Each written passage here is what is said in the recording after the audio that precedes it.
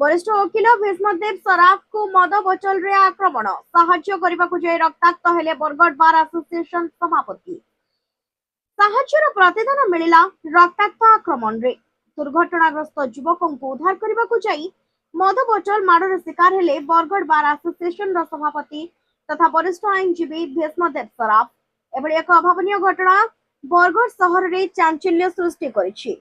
सूचना अनुसार गुरुवार अपराह्न प्राय 3 घटिका समय बरगढ़ कचेरी छक निकट रे एक बाइक रे जाउथबा 3 जण युवक रास्ता उपरे पड़ जाइथिले। सेही समय सेठारे उपस्थित थिबा आईनजीवी श्री सराफ, अशोक जोशी, अनुप शतपथी एवं अन्य आईनजीवी मानविकता देखाई सेमानंकु साहाय्य करबाकू आगे आसिथिले।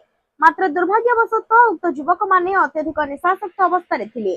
साहाय्य करबा बदଳରେ ସେମାନେ ଆଇନଜୀବୀ ମାନଙ୍କୁ ଅଶ୍ଳୀଳ ଭାଷାରେ ଗାଳିଗୁଲଜ କରିବା ସହିତ ଅଭଦ୍ର ବ୍ୟବହାର ମଧ୍ୟ କରିଥିଲେ। ଏତିକିରେ ସେମାନଙ୍କର ମନ ବୁଝି ନଥିଲା।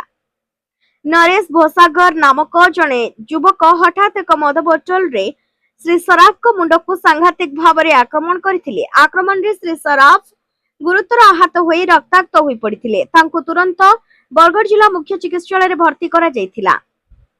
मात्र अवस्था गुरुतर हेबारु परे तांको एक बेसरकारी हॉस्पिटल को स्थानांतर करा जायछि। खबर पाई बरगढ़ एसपी रविंद्रनाथ शतपथी घटनास्थल रे पहुंची तदंत आरंभ करिसेंती एवं पुलिस अभियुक्तों को गिरफ्त करिथिबा सूचना मिलिछि। एई बर्बरचित आक्रमण को बरगढ़ बार एसोसिएशन तीव्र निंदा करिछि। आईनजीवी महल रे एहाको नै प्रबल असंतोष प्रकाश पाइछि। दोषीଙ୍କ विरोध रे कठोर आईनगत कार्यानुष्ठान ग्रहण करबा सहित समाज रे आईनजीवी मानकर सुरक्षा निश्चित करबाकू बार एसोसिएशन पक्षरु दृढ़ दाबी करा जायछि। साहाय्यकारी हाथ उपरे एभली सामाजिक सुरक्षा प्रति